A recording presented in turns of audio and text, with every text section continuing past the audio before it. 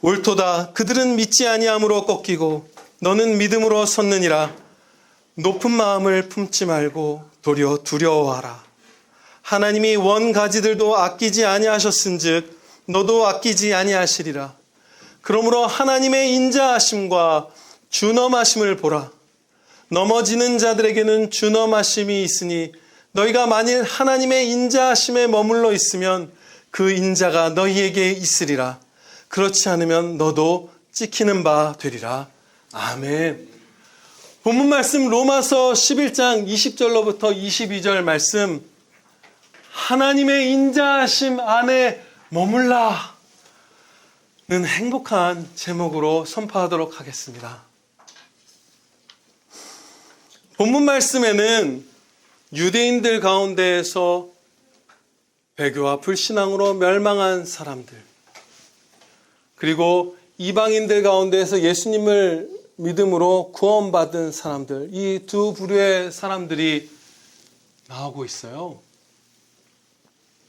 하나님께서는 원가지라 부르시는 유대인들조차도 그들이 불신앙으로 나아갈 때에 아끼지 아니하고 그들을 준엄한 멸망의 심판으로 벌하신 것을 우리가 주목하고, 또 하나님의 그 말할 수 없는 인자한 사랑을 주목하고, 너희가 하나님의 인자하심 안에 머물기를 힘쓰라. 반드시 머물러 있으라. 그 준엄한 심판으로 떨어지지 말라. 그것을 지금 명하시는 그런 말씀이에요.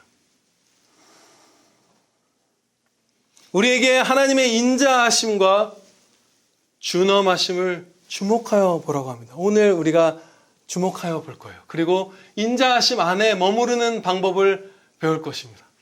하나님의 이 인자하심, 그 한없는 은혜와 사랑 안에 머무는 것은 지극히 복된 것이기에 오늘 말씀을 우리가 듣고 순종할 때 정말로 여러분에게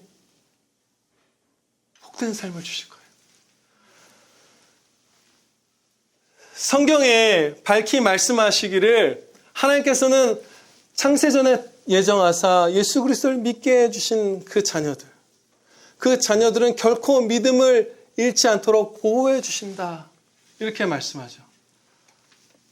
한번 예수님을 믿은 자는 저 천국까지, 구원의 완성까지 반드시 데려가신다. 그것이 성도의 견인교리라고 우리의 경건한 선배님들이 불러온 진리예요. 그런데 이 본문 말씀은 언뜻 보면 이 성도의 견인교리와 모순되거나 혹은 불필요한 경고처럼 보일 수 있어요. 왜냐하면 하나님께서 한번 참성도가 된 이들을 결코 멸망치 않도록 보호하신다고 하셨는데 왜 멸망하지 않도록 조심하라는 경고를 하시는 걸까? 어차피 안 멸망하게 해주실 거면서 왜 이 경고를 주시는 걸까? 모순인가? 이렇게 생각할 수 있어요. 그러나 불필요한 것도 아니고 모순도 아니고 우리를 지키시기 위한 최선의 방편으로서 이것을 하나님의 지혜로 주신 거예요. 하나님께서 택하신, 그래서 참 믿음을 선물로 받은 진짜 성도는 하나님의 준엄한 심판에 떨어지는 것을 두려워하고 그 인자하심 안에 머물라라는 이 경고의 말씀을 들었을 때 정말로 이 경고에 합당하게 반응합니다. 내가 하나님을 잃는 것을 죽기보다 슬퍼하고 아파하고 두려워하고 하나님의 그 준엄한 심판을 받는 것을 정말 세상 그 무엇보다도, 그 무엇을 잃는 것보다도 두려워하면서 이 경고의 말씀 앞에 경외함으로 떨며 정말로 인자하심 안에 머물러야지 결심하고 순종하는 삶을 살아요. 반면에 교회 안에 있다 할지라도 참 믿음을 가진 성도가 아닌 명목상의 성도일 뿐인 사람들은 이 경고를 받아도 그렇게 두려워 떨지 않습니다. 그리고 하나님을 잃는, 하나님의 그 인자하심에서 멀어지는 그 불순종의 길을 갈 때 아파하지 않아요. 하나님을 사랑함이 진심으로 없기 때문이에요. 그러나 정말로 예수 그리스도를 믿는 성도는 내가 하나님의 그 인자하심 가슴에서 떨어져 나가느니 내가 세상 모든 것을 포기하고 말겠다라는 마음으로 정말로 회개하고 돌이켜서 거룩한 삶을 삽니다. 그래서 살아남는 거예요. 이 경고는 불필요한 것이 아니라 최선의 우리를 보호하는 방편입니다. 우리는 어떻게 해야 아버지 하나님의 인자하심 안에 머물러 있을 수 있을까요? 인자하심으로 들어가라고 말씀하시지 않고 머물라라고 말씀하신 것에 우리가 먼저 주목하는 것이 유익합니다. 성도는 이미 하나님의 그 인자하심을 받았어요. 그 사랑 안에 있어요. 우리가 먼저 하나님을 사랑함으로 그 사랑을 얻어내는 것이 아니라 이미 너희를 사랑하고 인자함을 베풀고 있으니 거기서 떠나지 말라는 거예요. 더 은혜를 입으라는 거예요. 요한일서 4장 19절 말씀입니다. 우리가 사랑함은 그가 먼저 우리를 사랑하셨습니다. 우리가 하나님을 먼저 사랑한 게 아니라 하나님께서 우리를 먼저 사랑하신 거예요. 그 사랑 안에 머물러 있으라는 거예요. 이미 사랑받는 자들아, 그 안에서 머물라. 복되게 살라. 멸망하지 말라. 하나님의 인자하심에 대한 정직한 반응은 하나님께서 내게 언제나 유익한 것들만을 주신다는 것을 믿는 것입니다. 하나님께서 정말로 내게 유익한 것들만을 주신다. 독생자를 십자가에 내어주신 하나님께서 도대체 우리를 위해서 무엇을 주시지 않겠느냐. 그 말씀 그대로예요. 정말 좋은 것만을 저와 여러분에게 주신다는 것을 믿는 거예요. 순간적으로는 아프고 해로워 보이는 것일지라도 유익한 것만을 주고 계신다는 것을 믿는 거예요. 그리고 두 번째로 그 은혜에 전적으로 의존하는 것입니다. 사람의 지혜에 의존하고 재물에 의존하고 내 건강, 내 능력에 의존하는 게 아니라 하나님의 그 인자하심만을 붙들어서 이 험난한 삶을 통과하는 거예요. 그리고 세 번째로 합당한 반응은 그 사랑의 통치, 인자하심의 통치에 늘 순종하는 것입니다. 하나님께서는 우리를 사랑하사 가장 유익한 것들만을 주시기 때문에 그 명령하는 길로 순종하면 우리의 삶은 반드시 행복해져요. 아닌 것처럼 보이지만 이 길로 가면 나는 손해입을 것 같은데 불행할 것 같은데 라고 하지만 그 길로 가면 행복해요. 여러분 다 바쁘게 사시잖아요. 그렇죠? 이 주일날 작은 거 하나만 얘기해 볼까요? 늦잠을 푹 자면 우리가 몸도 건강하고 마음도 평안하고 더 행복할 것 같지만 여러분 용인에서 어디에서 멀리서 여기까지 달려나와서 예배 드릴 때 행복하시죠? 더 기쁘시죠? 작은 순종이든 큰 순종이든 해롭게 보일 때조차 순종하면 은혜가 됩니다. 하나님이 좋은 것만 주시기 때문이에요. 또 우리가 어떤 상황 가운데에서도 하나님의 인자하심을 의존할 때 정말 여기에 우리의 살 길이 반드시 있다고 믿고 그 사랑을 구하고 따를 때에 위로와 평안과 기쁨을 반드시 받게 됩니다. 고난을 이겨내요. 의존할 때. 그렇게 우리가 하나님을 신뢰하면서 그 인자하신 손길에 순응하고 순종하고 의존하고 할 때 우리는 반드시 복된 삶을 살게 됩니다. 그것이 합당한 반응이에요. 은혜를 더 입는 게 하나님의 인자하심 안에 머무르는 방법이에요. 이미 너에게 인자함을 주었다. 그 하나님의 인자함을 받아 더 행복하게 살라. 내가 다 줄 것이다. 나를 신뢰하고 따르라. 그래서 더 행복한 아들, 딸들이 되거라. 이게 인자하심 안에 머무르라는 명령의 실체예요.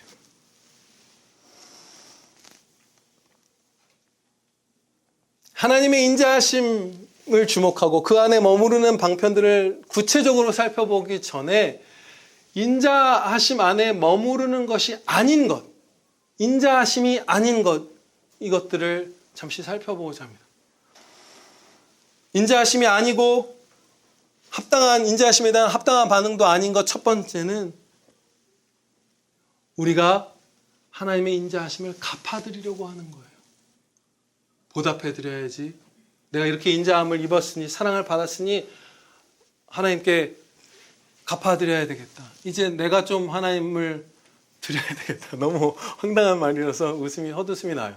그렇게 생각하는 거예요. 그러나 그런 생각에 저와 여러분 그리고 우리의 사랑하는 형제들 그렇게 많이 빠지기도 합니다. 어렵지 않게 빠져요. 물론 성경 말씀에서는 우리에게 하나님께 어떤 것을 드리라는 표현들이 종종 사용돼요. 예를 들어서 너희 지체를 의의 무기로 하나님께 드리라. 로마서 6장 13절 말씀이에요. 드리라고 말씀하죠. 그러나 이런 말씀들은 하나님의 소유가 아니고 우리의 소유인 것들을 하나님께 드리라는 그런 뜻이 전혀 아니에요. 그 모든 하나님께 뭔가를 드리라는 말씀이 하나님의 소유가 아닌 것을 하나님께 드리라는 그런 말씀이 아니에요. 다 하나님의 소유예요. 우리의 몸도 무엇도. 하나님의 영광을 위하여 하나님께서 주신 너의 전인격을 사용하라는 그런 말씀인 것이에요. 하나님의 소유가 아닌 너를 이제 드디어 비로소 하나님의 소유로 드리라는 게 아니라 원래부터 하나님의 것인 너의 영혼과 육신을 하나님의 영광을 위하여 사용하라. 그렇게 명령하시는 거예요. 우리는 하나님께 하나도 드리는 존재가 아닙니다. 다 받는 존재예요. 우리에게 있는 것들 가운데 하나님께 받지 않은 것은 한 가지뿐이에요. 죄악. 죄악은 우리가 만들어낸 것이에요. 하나님께서 주신 영혼과 육신과 이 시공간의 모든 사랑할 기회들, 찬양 드릴 기회들, 여건들, 재물들, 재능들 이런 걸 가지고 나의 영광을 위해서 나를 높이는데 사용해버린 죄악. 그 죄악만이 우리의 것이라고 할 수 있고 나머지 우리에게 한 점이라도 유익한 그 모든 선한 것들은 다 하나님의 것이에요. 하나님이 주신 거예요, 우리에게. 고린도전서 4장 7절 말씀에서 이 진리를 너무나 밝히 가르쳐 주십니다. 고린도전서 4장 7절 말씀 제가 봉독하겠습니다. 누가 너를 남달리 구별하였느냐? 너에게 있는 것 중에 받지 아니한 것이 무엇이냐? 네가 받았은즉 어찌 받지 아니한 것 같이 자랑하느냐? 다 받은 거예요. 우리는 하나님의 은혜에 대한 반응으로서 어떻게 그 감사를 삶으로 표현하는가? 은혜를 더 입는 방식으로 하나님을 감사 찬양 드립니다. 너무나 신비하죠. 너무나 행복하죠. 복돼요. 우리는 그냥 더 받음으로써 하나님의 감사에 보답이라는 표현을 쓰자면 보답하는 거예요. 은혜를 받아서 너무 감사하면 은혜를 더 받음으로써 보답합니다. 정말 신비해요. 근데 논리적으로도 여러분에게 이해가 다 되게 해주실 거예요. 마음으로 받아들여지고. 이 진리를 시편 116편 12절로부터 14절 말씀에서 밝히 드러내 주십니다. 구약성경 889페이지인데 함께 펴보실까요? 구약성경 889페이지입니다. 889페이지 시편 116편 12절로부터 14절 말씀입니다.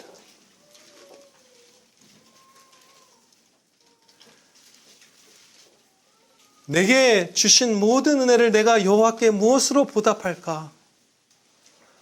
이 선지자는 성경을 기록하는 이 성령 충만한 가운데 오류 없이 지금 답을 내는 거죠. 고민하면서 이 질문을 던지고 답을 낼 거예요. 답을 받는 거죠. 도대체 어떻게 하면 하나님의 그 은혜에 내가 보답할 수 있을까? 그 방법이 13절 14절입니다. 내가 구원의 잔을 들고 여호와의 이름을 부르리라. 구원의 잔을 든다는 것은 하나님께서 은혜로 주신 그 구원을 마치 향기로운 포도주를 들고 그것을 향을 느끼고 맛보고 기뻐하듯이 은혜로 주신 구원을 주목하고 높이 들며 내가 그것을 맛보고 즐거워하겠습니다. 은혜를 더 입겠습니다라는 결심이에요. 어떻게 하나님의 은혜에 보답할까? 하나님의 은혜를 더 누리겠습니다. 더 은혜를 입겠습니다. 더 기뻐하겠습니다. 더 감사하겠습니다. 그리고 이제 14절 말씀을 보면 여호와의 모든 백성 앞에서 나는 나의 서원을 여호와께 갚으리로다. 서원을 갚는 것은 그러면 하나님께 우리가 뭔가를 드리는 것일까? 비로소 드리는 게 나았네. 어떻게 계속 은혜를 받음으로써 하나님께 보답하겠어? 근데 아닙니다. 이 선을 갚는 것도 받는 거예요. 다 받는 거예요. 저의 작은 예를 한 가지 나누는 것이 유익하고 행복할 것 같아요. 저는 운동을 할 때에 영혼과 육신의 활력 그리고 건강을 주시옵소서. 그리고 그것을 주시면 그것을 하나님의 영광을 위해서 사용하겠습니다라고 작은 하나님 앞에서의 서원, 작은 결심을 이제 해요. 매일 운동할 때. 그런데 그 선을 어떻게 갚을까요? 건강과 활력을 저에게 주셨어요. 계속 더 받는 거예요. 은혜를 더 구하는 거예요. 그러면 이제 제가 하나님께 영광 돌리는 것은 이 교회를 하나님께서 맡겨주신 여러분들에게 하나님의 말씀을 풍성히 먹이는 거잖아요. 내 양을 먹이라. 그러면 이렇게 계속 더 구합니다. 하나님의 말씀을 깊고 폭넓고 풍성하게 우리 모두가 깨닫게 해주시옵소서. 제가 그 말씀 진리의 정수를 잘 분별하여서 풍성히 먹일 수 있게 해주시옵소서.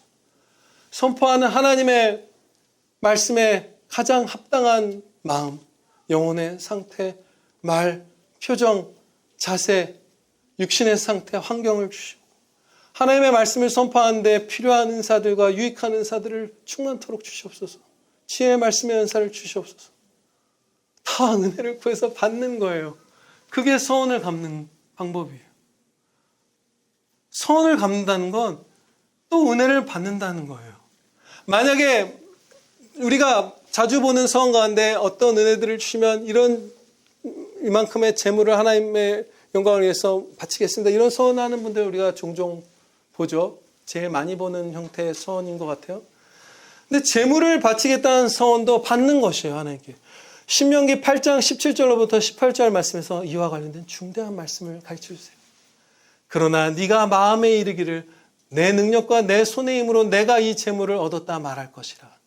너의 하나님 여호와를 기억하라. 그가 너에게 재물을 얻을 능력을 주셨습니다. 너는 네가 네 능력으로 재물을 얻어서 하나님께 드린다고 생각하지만 아니야. 하나님을 기억하거라. 하나님께서 너에게 네가 그 재물을 얻을 수 있었던 능력을 주시는 분이다. 주고 계시는 분이고 주실 분이다.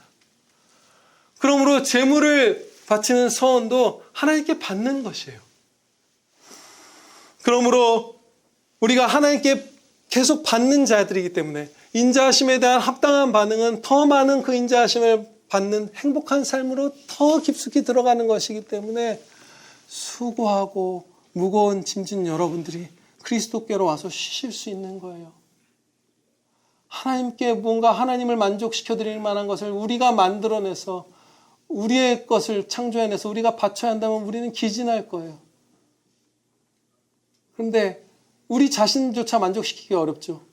그런데 하나님께 그 인자하심에 대한 합당한 반응은 더 받는 것이기 때문에 여러분에게 평안이 있을 것입니다. 두 번째로 우리가 하나님의 인자하심과 인자하심 안에 머무르는 방법에 대해서 잘못 생각하는 것은 정욕의 만족과 세상적 성공을 하나님의 인자하심이라고 착각하는 것이에요.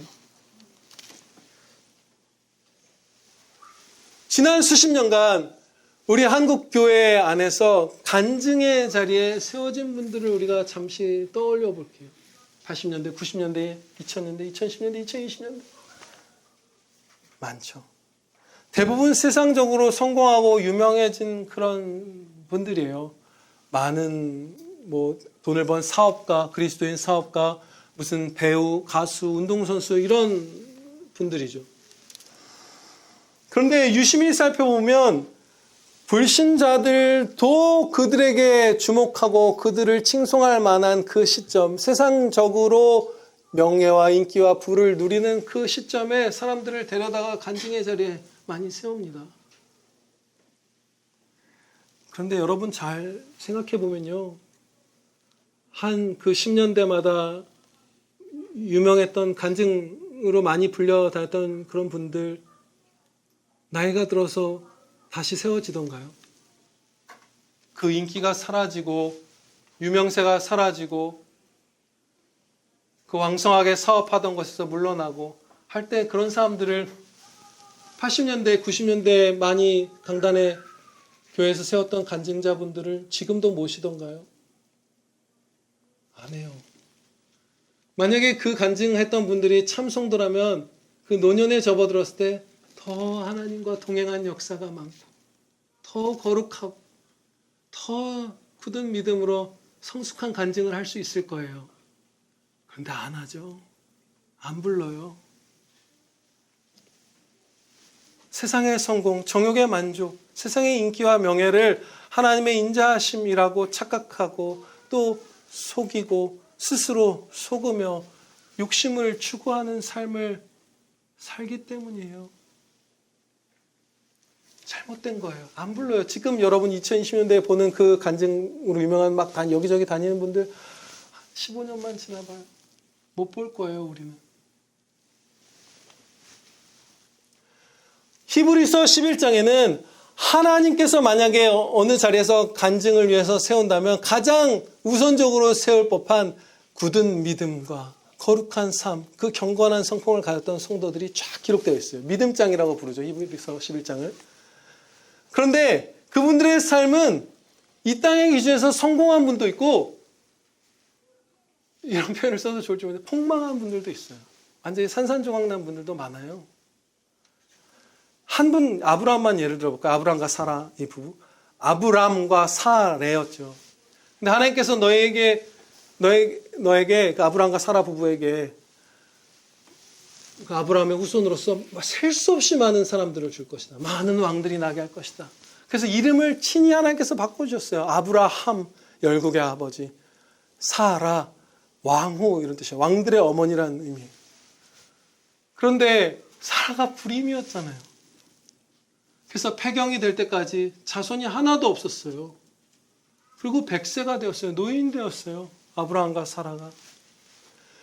그 하나님이 친히 지어주신 이름은 그들을 평생 따라다니는 멸칭이 되었어요. 사람들하고 만나서 소개하는 거예요. 열국의 아버지입니다. 근데 자녀가 하나도 없어요. 왕들의 어머니입니다. 무자식한 자예요. 요즘보다 자녀를 더 귀하게 여기는 시대죠. 그게 합당한 마음이에요. 자녀는 귀한 거죠. 부끄러운 이름을 주신 거예요. 사람들의 눈에 볼 때. 또한 사라는 이방의 왕들에게 2번 납치당했습니다. 여러분들 가운데 납치당해 계신가요? 아비멜렉과 바로에게 납치를 당했었는데 얼마나 무서워요. 그 살인자들에게. 아브라함은 조카 롯을 구하기 위해서 목숨을 걸고 칼을 들고 싸워야 했어요. 얼마나 그야말로 PTSD가 올 만한 그런 거죠. 진짜 칼을 들고 싸운 거예요. 총으로 멀리서 싸운 것도 아니고. 극심한 기근도 겪었고요. 가나안 땅도 약속받았어요. 후손과 함께 가나안 땅을 약속받았는데 아브라함 평생에 가나안 땅을 한 평도 못 갔다가 사라가 소천했을 때 사라를 매장할 그 무덤의 터, 그 작은 땅 하나만 살 수 있었어요. 그것만 허락하셨어요. 아브라함은 믿음의 조상, 우리의 믿음의 조상, 유대인들도 믿음의 조상이라는 이 아브라함은 오늘날 우리 한국교회에서 간증의 자리에 못 불립니다. 불릴 수가 없는 인생이에요. 세상적으로 그다지 성공한 삶이 아니에요. 물론 인생의 중후반기에 부는 어느 정도 있었어요. 그러나 지금 말씀드린 걸 생각해 보세요. 약간 부유하고 이걸 여러분들이 겪으실 수 있겠는가? 아니죠. 그냥 이 세상의 기준으로 보면 비참한 인생이었어요. 그런데 하나님께서 그토록 사랑하신 아브라함이 왜 세상적인 기준으로 보면 이렇게 보잘것없는 많은 고난을 심지어 겪었을까? 하나님의 인자하심을 아브라함에게 주시지 않은 것일까요? 아니에요.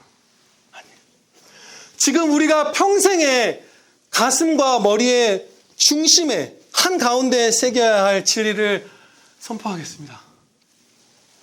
하나님의 인자하심. 하나님은 그 인자하심을 따라 우리에게 무엇을 주시는가? 하나님 자신을 내어주십니다. 부나 명예나 건강이나 장수나 하는 것들은 그것에 비하면 부스러기 은혜예요. 이단들에게도 주시잖아요. 그런 것들은. 불신자뿐만 아니라 이단의 괴수에게도 부나 명예나 장수 같은 것들을 하나님께서 주세요. 은혜 맞아요. 이 하나님을 내어주시는 구원받은 자녀들에게만 주시는 은혜에 비하면 부스러기고 이 인자하심의 총합, 총체는 하나님 자신을 기뻐하고 하나님의 영광을 찬양할 수 있게 해주시는 하나님을 우리에게 내어주시는 그 은혜예요. 베드로전서 3장 18절 말씀입니다. 그리스도께서 단번에 죄를 위하여 죽으사 의인으로서 불의한 자를 대신하셨으니 이는 우리를 하나님 앞으로 인도하려 하십니다. 우리에게 창수를 주려 하십니다. 우리에게 번영을 주려 하십니다. 우리에게 천국의 좋은 넓은 집을 주려 하십니다. 가 아니라 하나님 앞으로 데려가 주시기 위해서 십자가에 달리셨다. 하나님을 주시기 위해서. 우리가 인격체와의 관계를 얼마나 갈망하는 피조물이던가요? 사람이든 직접적으로 소위 히키코모리 같은 오타쿠다 하는 사람들, 저 친구 중에 그런 사람들 정말 많은데 그런 친구들도 방에서 PC 통신 옛날 말만 나오네요. 그런 걸 통해서라도 인격체와의 교류를 갈망합니다. 캐릭터라고도 가상의 인격체라고도 그 교류를 갈망해요. 거기서 만족을 느껴요. 하나님을 사귈 수 있게 해주시는 거예요. 시편 131편 2절로부터 3절 말씀입니다. 실로 내가 내 영혼으로 고요하고 평안하게 하기를 젖된 아이가 그의 어머니 품에 있음 같게 하였나니 내 영혼이 젖된 아이와 같도다. 이스라엘아 지금부터 영원까지 여호와를 바랄지어다. 이게 성도의 복된 상태라고 말씀하시는데 젖된 아이가 엄마를 찾는 것은 어떤 의미죠? 젖이라는 음식이라는 필요를 채우기 위해서 엄마를 찾는 게 아니라 엄마가 좋아서 가는 거예요. 하나님이 너무 좋아서 하나님의 그 인자하신 품에 그 영광된 하나님 그 발치에 안기를, 그 품에 안기기를 사랑하는 것. 그래서 거기에 안기는 것. 이게 성도의 지복이라는 거예요. 가장 최상의 은혜라는 거예요.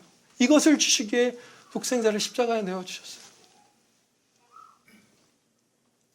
재산, 사회적 성공, 건강 이런 것들이 하나님의 인자하심으로 우리에게 주는 핵심이 아니에요. 그건 안 주실 때도 있고 때로는 해로워서 성도에게서 걷어가실 때도 있어요. 얘가 이것을 교만으로 쓰거나 할 때 걷어가실 때도 있어요. 하나님을 주신 게 은혜의 핵심이에요. 이제 남은 시간 동안 하나님의 인자하심 안에 머무르는 실천 사항들을 배우고자 합니다. 하나님을 즐거워하고 하나님께 영광 돌리는 가장 행복한 삶을 배우는 것이에요. 첫째로 하나님의 말씀에서 명하시는 그 길이 현세와 내세에서 가장 행복한 길임을 신뢰함으로써 순종하는 것입니다. 우리가 회사에서나 가정에서나 교회 안에서조차 하나님의 말씀을 타협하고 세상의 판단을 따라갈 때가 있어요. 왜 그러죠? 하나님 말씀대로 사는 길보다 세상의 지혜를 따르는 게 더 행복할 거라고 우리가 믿기 때문이에요. 그렇죠? 야, 너 지금 그 좋은 대학에 합격했는데 선교사를 하겠다고? 막 그러잖아요. 장로님들 이런 분들, 선교사님들 파송할 때 막 정말 헌신적으로 돈도 드리고 하던 분들이 자기 자녀가 선교사 한다 그러면은 내가 죽든지 네가 무슨 선교사 그만두는지 알아서 하라 막 이런다고 하잖아요. 그런 일이 실제로 있잖아요. 안 믿는 거예요. 진짜 이게 행복한 길이라는 걸 정말 마음속 깊이에서 안 믿는 거예요. 아니에요. 하나님의 말씀을 따르는 그 길이 천국에서만이 아니라 이 땅에서 저와 여러분에게 행복한 길입니다. 그것을 믿고 순종하는 것이 하나님의 인자하심 안에 머무르는 첫 번째 실천입니다. 둘째로 우리는 예수님의 계명을 지킬 때 성삼위일체 하나님을 가장 깊이 만나 배웁습니다. 순종이 하나님과 가장 깊은 교제를 나누는 최선의 방법이에요. 다른 방법을 택하죠. 요즘 적지 않은 사람들이, 형제들, 또 교회 안에 들어온 가짜 성도들, 가짜 교사들, 신비주의 같은 것들을 막 원해요. 막 여러 가지 막 신비한 일들, 무슨 체험들, 기적이라고 하는 것들. 더 큰 기적은 물론 순종이 더 큰 기적인데. 그런데 아니에요. 하나님을 가장 가까이 하는 방법, 하나님과 가장 친밀하게 사랑의 교제를 나누는 그 은혜의 방법은 예수님의 계명대로 하루하루 사는 거예요. 착하게 사는 거예요. 왜냐하면 우리의 머리이신 예수님의 몸답게 사는 것보다 주님과 가까이 사는 게 어디 있어요? 주님의 몸처럼 생각하고 몸답게, 몸이죠. 몸이니까. 몸답게 생각하고 몸답게 말하고 몸답게 행동하는 것보다 주님의 가까이 바싹 붙어있는 실천이 무엇이 있겠어요? 없어요. 정말로 그냥 매일매일 성경에서 가르쳐주신 방법대로 여러분들이 아시는 잘 수없이 알고 있는 그 계명들을 지켜서 사랑의 삶을 사는 거, 하나님 사랑, 이웃 사랑을 하는 게 하나님을 가장 친밀하게 만나 배우는 그 길이에요. 예수님께서 친히 이렇게 말씀해 주셨습니다. 내가 아버지의 계명을 지켜 그의 사랑 안에 거하는 것 같이 너희도 내 계명을 지키면 내 사랑 안에 거하리라. 내가 이것을 너희에게 이르면 내 기쁨이 너희 안에 있어 너희 기쁨을 충만하게 하려 함이라. 요한복음 15장 10절로부터 11절 말씀이에요. 그의 계명을 지키는 게 그 사랑에 꼭 안겨서 심지어 인간의 어떤 감각적인 기쁨이 아니라 예수님의 기쁨, 하나님의 기쁨을 우리 안에 부어주셔서 우리의 기쁨이 충만케 되는 일이 일어나는 가장 기쁘고 가장 하나님과 가깝게 되는 길이 계명 순종이다. 이렇게 가르쳐 주시는 거예요. 셋째로 세상에서 용감하게 빛과 소금의 역할을 감당하시기 바랍니다. 빛과 소금의 역할을 감당하세요. 이것은 나이스한 사람이 되는 정도가 아니에요. 정말 많은 기독교인들이 그냥 나이스한 이웃이 되는 정도에서 멈추는 것 같아요. 그게 아니에요. 희생적인 선한 삶을 사는 거예요. 희생적인 착한 삶을 우리가 사는 거예요. 예수님을 따라가며 용감하게 죄악과 맞서 싸우는 기꺼이 자신의 모든 것을 내어주는 거룩한 사랑의 군인으로서 사는 거예요. 그 희생은 작게는 동료보다 조금 더 일하는 정도 뭐 이런 것일 수도 있죠. 그런 가벼운 것에서부터 거센 공격과 모함을 받는 것도 감내하고 기꺼이 받아야만 한다면 일부러 막 달려가지 마세요. 너무 열정에 차서 그럴 필요는 없어요. 고행을 우리에게 원하시지 않아요. 평안을 주시면 마음껏 기뻐하면서 누리세요. 그러나 선과 악의 싸움, 사랑의 싸움을 위해서 이웃을 구하기 위해서 하나님을 찬양하기 위해서 맞서 싸워야 한다면 손해를 입는 거예요. 재물에 손해를 입거나 도망쳐 다녀야 하거나 옥에 갇히거나 순교하는 것이나 어떤 것이든지 기꺼이 받는 거예요. 하나님을 온 마음을 바쳐서 사랑하는 것의 한 부분으로서 이웃을 나 자신처럼 사랑하면서 형제를 거짓없이 뜨겁게 사랑하면서 그 애간장이 녹는 마음으로 어떠한 손해든지 감내하면서 헌신적인 착한 삶을 사는 것입니다. 그것이 빛과 소금의 역할을 감당하는 거예요. 그 정도 삶을 살면 정말로 우리의 이웃들이 이 사회가 부패해서 신음하는 것을 상당히 우리가 막아설 수 있고 이 어두운 세상 가운데 정말 많은 밝은 빛을 비출 수 있어요. 정말 큰 위로, 큰 보호의 울타리를 은혜로 하나님께서 쳐주시는데 우리가 쓰임받을 수 있어요. 근데 정말로 이 모든 것을 잃을 각오로, 손해를 입을 각오로, 헌신적인 각오로 나아가야만 그 일이 가능해요. 그 일이 가능해요.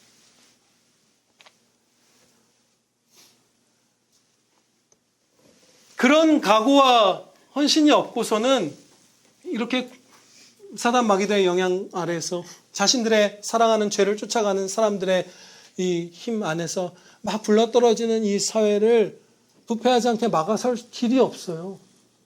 지금 이미 격렬하게 처벌을 하고 막 박해하고 이런 일들이 일어나잖아요. 낙태를 반대하면 무슨 인권을 침해하는 자다, 직장에서 잘리고 무슨 경찰이 잡아가고 뭐 이런 일 있잖아요. 서구 사회, 우리나라에서도 계속해서 가속화되고 있죠. 그런 흐름. 미성년자 아이들을 성전환을 시켜버리고 막 이런 것들을 합법화해서 그 시장이 어마어마하게 크대잖아요. 막 몇 천억, 몇 조의 시장이 거기에 있고 백 명이 아니 몇십만 명의 아이들이 그것을 받고 있어요. 미성년자 때 11살, 12살 이럴 때. 그것을 막아서려면 목숨을 걸고 싸워야 되는 거예요. 회사 잘릴 각오로, 나앉을 각오로, 하나님께서 살집 주실 거예요. 좁은 집 살 각오로, 풀 먹을 각오로, 고기 못 먹을 각오로, 옥에 갇힐 각오로 싸워야 막아설 수 있어요. 어떤 사람이 이래요. 나치가 독일을 점령하기 전에 많은 목회자들과 성도들이 댔던 핑계와 같은 것이 지금 이 시점에 기독교 사회에서 나타나고 있다. 온갖 핑계로 싸우기를 멈추는 거예요. 아니요, 싸워야 돼요. 여러분이 있는 곳에서 싸워야 돼요. 잘릴 각오로, 망할 각오로.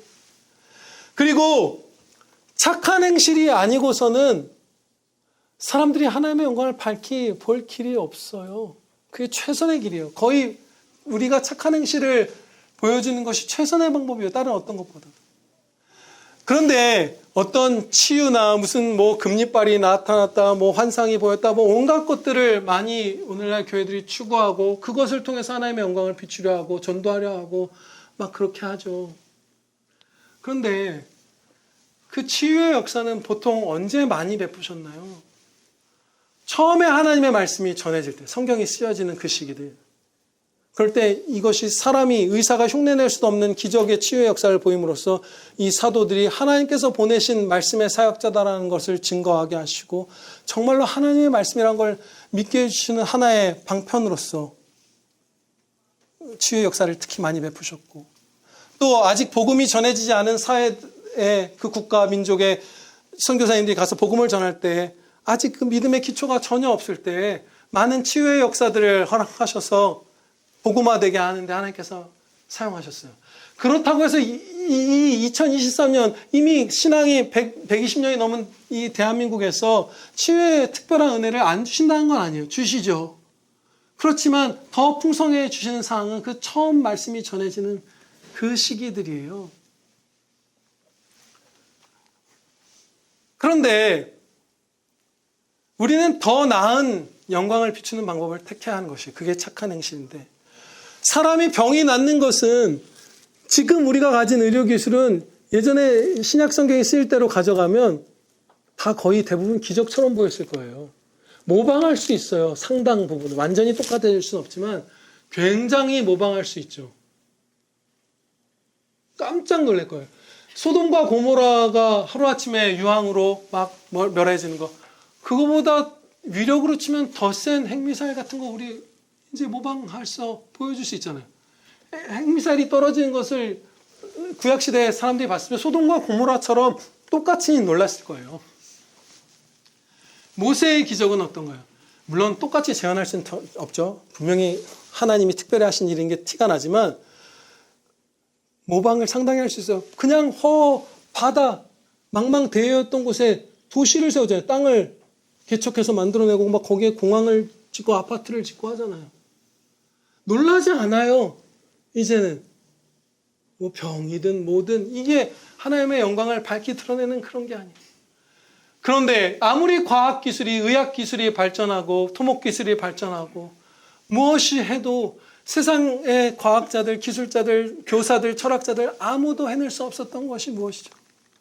사람을 착하게 만드는 것. 예수님의 성품으로 이웃의 아픔에 함께 울고 자신의 것을 내어주어 그를 돕는 그 마음. 다른 사람이 좋은 것을 누렸을 때 시기하는 게 아니라 나의 기쁨으로 여겨서 함께 기뻐하고 함께 감사 찬양 드리는 그 마음. 생면부지의 그 사람들, 정말 잘 알지도 못하는 수많은 사람들을 위해서 목숨을 기꺼이 내어주는 그 예수 그리스도의 애끓는 사랑, 그 신의 성품, 이것만큼은 인류 역사 가운데 하나님이 주시는 그 신의 성품을 하나도 모방하지를 못하잖아요.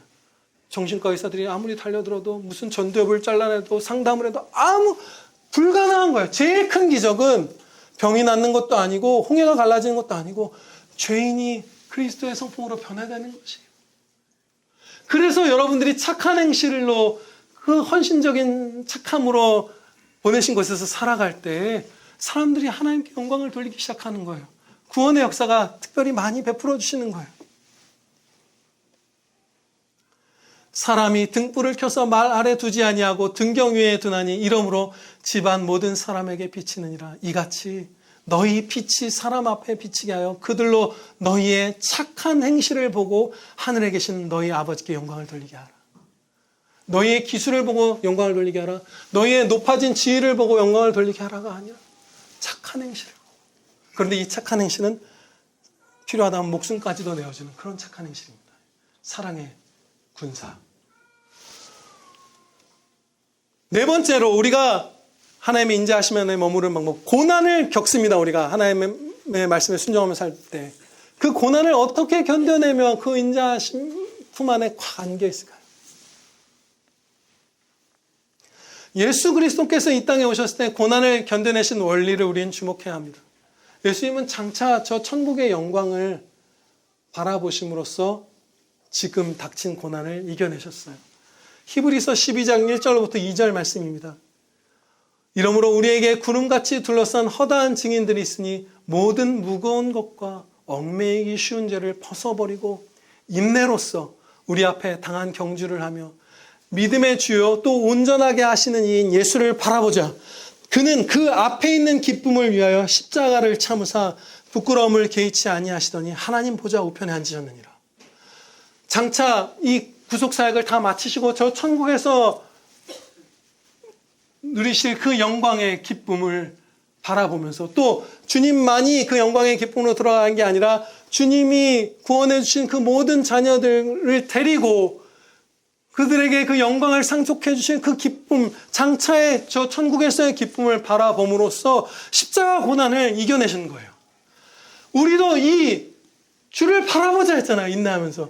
이 방식을 따르는 거예요. 아브라함, 이삭, 야곱, 사라 그들이 그 믿음의 장이라고 하는 히브리서 11장에서 어떻게 견뎌냈는가 이렇게 말씀하는 똑같은 방식이에요. 예수님의 방식과. 그들이 그러니까 아브라함, 이삭, 야곱 이런 사람들이요. 그들이 나온 바 본향을 생각하였더라면 돌아갈 기회가 있었으려니와 그들이 이제는 더 나은 본향을 사모하니 곧 하늘에 있는 것이라. 이러므로 하나님이 그들의 하나님이라 일컬음 받으심을 부끄러워하지 아니하시고 그들을 위하여 한 성을 예비하셨느니라. 천국에 대한 소망으로 그 사모함으로 갈망으로 믿음은 그것을 실제로 지금 우리의 장차 받을 것을 지금 이 순간에도 상당히 맛보게 하잖아요. 믿음이란 것의 특징을. 그러함으로 고난을 이 땅에서의 손해를 소외를 멸시를 핍박을 견뎠던 거예요. 그리스도를 위하여 받는 수모를 애굽의 모든 보화보다 더 큰 제물로 여겼으니 이는 상 주심을 바라봅니다. 모세의 얘기예요. 장차 천국에서 충성된 성도들에게 주신 영원한 영광의 상을 사랑함으로 그걸 바라봄으로 지금 여기서 손에 입는 것을 기꺼이 이겨낼 수 있었다는 거예요. 저와 여러분이 경건하게 살면 살수록 많은 고난들을 받을 거예요. 그때 장차 저 천국에서 주님을 만나 배웠게 될 날, 그 영광을 눈으로 배웠고 하나님과 마음껏 사랑할 그날을 사모하면서 그 영원한 영광의 상을 풍성히 받을 것을 사모하면서 바라보면서 지금의 고난을 이겨내는 거예요. 이게 우리가 고난을 이기는 방법입니다. 이것은 가장 큰 고난도 이겨낼 수 있는 거예요. 우리의 자녀들이 다 잡혀가서 죽거나 내가 고문을 당하거나 히브리서의 말씀에 나온 것처럼 토백혐을 당하거나 그 어떤 상황도 믿음으로 저 천국을 바라보면서 기뻐할 때 위로받고 이겨낼 수 있습니다. 마지막입니다. 다섯째로 감사로 찬양을 드리는 것이에요. 감사로 찬양을 드리는 게 하나님의 그 인자하신 가슴에 안겨있는 비결입니다. 하나님을 가장 기뻐하는 그 방법, 그 기쁨을 완성하는 방법이죠. 우리가 여러 차례 배운 그대로요. 찬양은, 감사로 드리는 그 진실한 찬양은 우리의 기쁨을 완성합니다. 여러분들 아시는 바대로. 우리 새로 오신 분 있으니까 한 번만 더 그 예화들을 나눠볼까요? 예. 우리가 축구 경기 같은 걸 볼 때 골을 손흥민 선수가 넣었을 때 찬사를 보내죠. 하나님께는 찬양이지만 사람이니까 찬사라고 할게요. 막 박수를 치고 와 진짜 대단하다. 손흥민 선수 엄청난 것을 막 30절 질주해서 막 다시 막 막 복귀하면서 막 꾹꾹 묵상하면서 눌러서 찬사를 보내죠. 그러면 그 시합에서 얻는 기쁨이 우리가 훨씬 커지죠. 그 골에서 얻는. 근데 만약에 하나도 찬사를 보내지 못하게 하고 누가 골을 넣어도 세레모니도 못하고 박수도 못 치고 골 넣었습니다. 이렇게 해야만 한다면 우리는 그 손흥민 선수의 골로 인한 기쁨이 한 5분의 1, 10분의 1로 줄어들 거예요. 어떠한 좋은 게 있을 때 우리 하나님과의 관계에서 은혜를 주셨을 때 감사로 그것을 정직하게 찬양될 때 기쁨이 확 최대치로 차오르는 거예요. 최근에 그 담비가 보내온 문자를 우리가 받았죠. 우리 한국에 와서 그 아이가 많은 사랑으로 주님의 말씀을 따르는 그 복된 교회 공동체를 보고 행복해 나갔죠. 그 문자를 우리에게 평안교회에 보내왔죠. 그것을 받고 제가 너무 기뻤어요. 제가 담비가 은혜를 많이 주시기를 기도하고 사모하고 또 사랑하는 우리 자매이자 나에게는 혈육으로서는 조카니까 기뻤죠.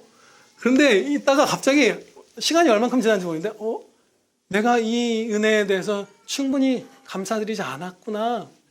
감사드려라 하는 그 인도하심, 그런 마음을 주셔서 이제 걷다가 집 거실 가운데서 갑자기 이제 기도를 시작한 거예요.